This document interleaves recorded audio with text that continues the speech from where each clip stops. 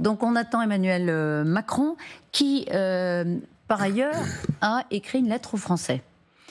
C'est la 3e lettre aux Français d'Emmanuel Macron depuis qu'il a été élu à l'Élysée en 2017. Une lettre dans laquelle il justifie une nouvelle fois la dissolution, en précisant d'ailleurs qu'elle a été pensée pendant plusieurs semaines, alors que beaucoup on dit qu'elle avait été improvisée sous le coup de la colère, presque une impulsion. Non, il dit ça fait plusieurs semaines que j'y ai réfléchi, et dans laquelle il prend des engagements. Et un de ces engagements, eh bien, c'est de faire autrement.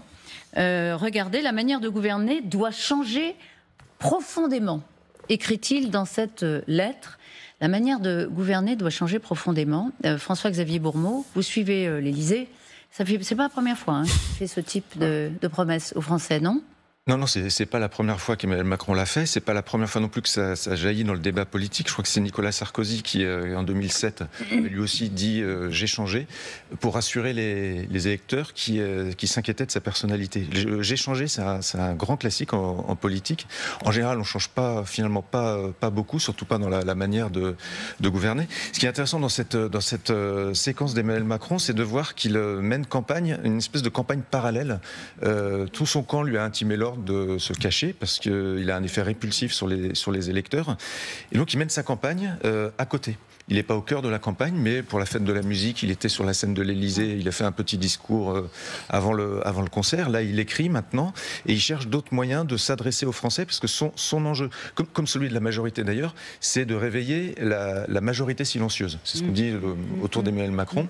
C'est jamais très bon signe d'invoquer la majorité silencieuse, parce que ça montre en général qu'on n'a pas beaucoup de réserve de voix, que les électeurs sont partis. Je crois que c'est Dominique de Villepin qui l'avait évoqué pour le CPE, on sait comment ça s'est terminé. Nicolas Sarkozy. Alors le contrat première embauche, vous allez vite là, dans l'histoire. Oui, c'était la réforme de Dominique de Villepin, voilà, qui n'avait pas de soutien, qui était perdu, et qui avait invoqué, qui avait demandé à la majorité silencieuse de le rejoindre. Voilà le président, comme dit Patrice Duhamel. Effectivement, Emmanuel Macron donc salue Jean Castex, son ancien Premier ministre, qu'il a nommé à la RATP, et il va saluer tous les acteurs de, encore une fois, ce chantier très très important pour les Français d'Île-de-France. C'est pour ça que Valérie Pécresse est d'ailleurs aussi là. Il va inaugurer, il va prendre le train, il va aller de Saint-Ouen à Saint-Denis d'ailleurs, il n'ira pas jusqu'à Orly, Lissonne. Il y a le train du président, oui. Non, mais je voulais revenir sur la promesse de changement, parce que effectivement, c'est pas la première fois qu'on voit ça dans l'histoire d'un président, mais c'est pas non plus la première fois qu'on voit ça dans l'histoire d'Emmanuel Macron, puisque souvenez-vous, après la crise des Gilets jaunes en 2019, Emmanuel Macron l'avait dit, avait d'ailleurs fait une conférence de presse pour dire on va changer la manière de gouverner. Il y avait notamment toutes ces grandes consultations sur l'écologie qui au final avaient abouti avec des groupes, avaient abouti à des propositions qui au final n'ont pas été toutes retranscrites dans la loi. Donc ce n'est pas la première fois non plus qu'Emmanuel Macron promet une promesse de changement, et il n'en apporte pas beaucoup de détails. Il dit aussi, et ça renvoie à ce que vous nous disiez tout à l'heure, Patrice Duhamel, ce que vous avez constaté notamment à Limoges. Il dit que pour beaucoup d'entre vous, il parle aux Français, lettre aux Français, cette dissolution a été une surprise qui suscite de l'inquiétude, du rejet, parfois même une colère tournée contre moi. Je la comprends et je l'entends. Cette colère, ça vous l'avez entendu, de la bouche des Français que vous avez rencontrés, c'est pas un sondage. Oui, c'est pour ça que la majorité silencieuse, moi je l'ai pas trouvée silencieuse dans ce que j'ai vu. Vous l'avez retrouvée remontée comme très très très en colère contre le président. Ce qui m'étonne dans cette lettre, c'est qu'il n'y a pas d'éléments nouveaux. Alors, si on avait envie de plaisanter, c'est pas tellement le climat en ce moment, mais on dirait qu'à partir du 8 juillet, oui, effectivement, la manière de gouverner sera sans doute différente, parce que s'il y a quatrième cohabitation telle qu'elle se présente, ça sera effectivement totalement inédit. Mais ce qui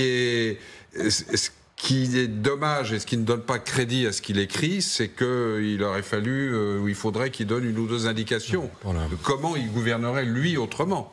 Oui. C'est ça qu'à la limite on attend, et ça il ne le dit pas dans cette lettre. Alors il donne il fait un certain nombre de promesses quand même dans cette lettre, notamment en ce qui concerne la sécurité.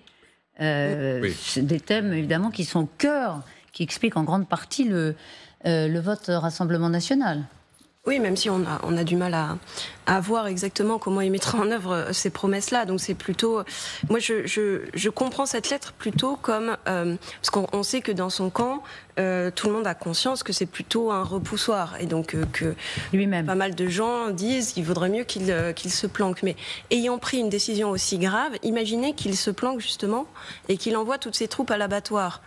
On dirait rétrospectivement qu'il a été irresponsable, qu'il n'a pas...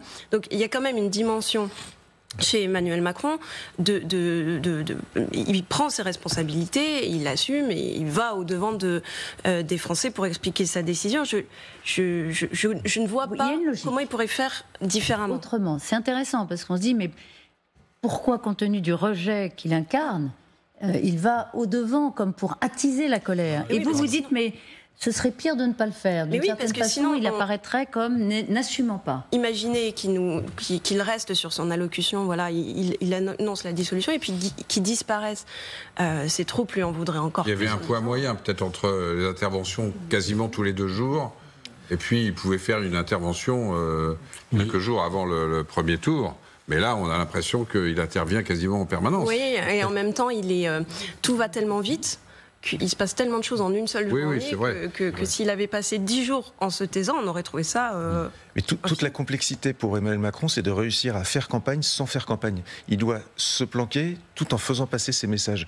D'où le petit discours avant la fête de la musique, d'où la lettre où il apparaît pas, enfin il signe, il parle sans parler, et d'où aussi, là dans la journée, il a accordé le vendredi dernier 1h45 d'entretien à un site de podcast qui va être diffusé ce soir à 18h, dont des extraits vont être diffusés dans la journée. Il fait campagne. C'est une campagne parallèle. Il n'est pas au milieu de ses troupes. Mais vous vous rappelez le Français qui disait à Gabriel Attal, mais qu'il ferme sa... Il fait campagne et il ne tire pas les leçons. Au Perreux-sur-Marne, oui. Voilà, exactement. Il ne tire pas les enseignements finalement des dernières élections européennes où là aussi on a considéré qu'il s'était trop surexposé et que c'est expliqué vraisemblablement le vote sanction dont il a été l'objet. Mais il prend un risque quand même parce que ça sera quand même, si jamais les urnes sanctionnaient à nouveau en moins de 3 semaines un président de la République, je crois que c'est assez unique dans les annales de la Ve République. Claude Morin nous dit qu'il ne peut pas faire autrement.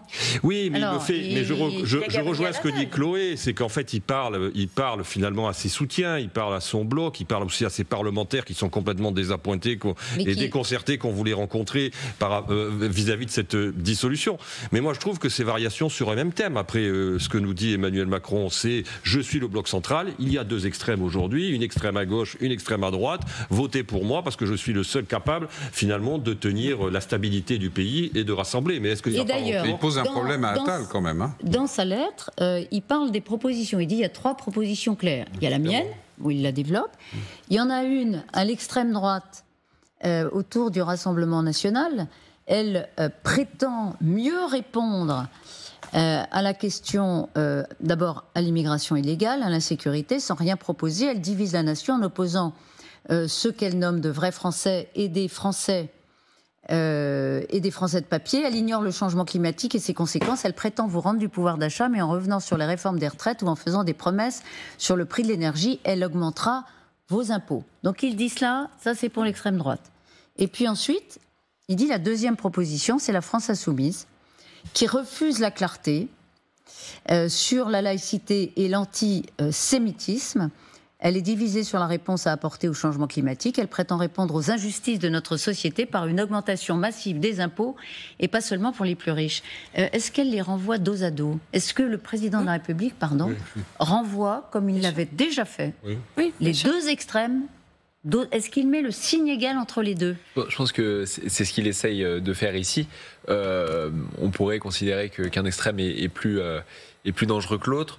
Après, ce serait subjectif. Mais en fait, je pense que Emmanuel Macron en est réduit surtout pour faire campagne à critiquer un bloc et l'autre, parce que sa faiblesse pendant cette campagne, c'est que son projet pour le pays est difficilement identifiable. C'est-à-dire, on peut dire ce qu'on veut du bloc de droite et du bloc de gauche, on peut critiquer leur programme, mais au moins on voit quelles sont les lignes directrices. Pour Emmanuel Macron, si vous êtes un électeur du bloc central, vous vous dites...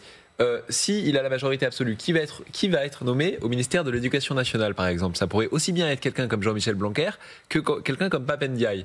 Donc des personnalités aux lignes radicalement opposées. Donc comme il a gouverné la France un peu en zigzag depuis 7 ans, avec des reniements sur le nucléaire, etc., c'est compliqué de faire campagne. C'est aussi compliqué de faire campagne sur un projet ambitieux, parce que si il fait une campagne de centre-droit, par exemple, son aile gauche ne va pas être contente, et vice-versa. Donc sans projet clair, et il en est réduit à devoir, peut-être à juste titre, critiquer les failles du programme de la droite et de la gauche.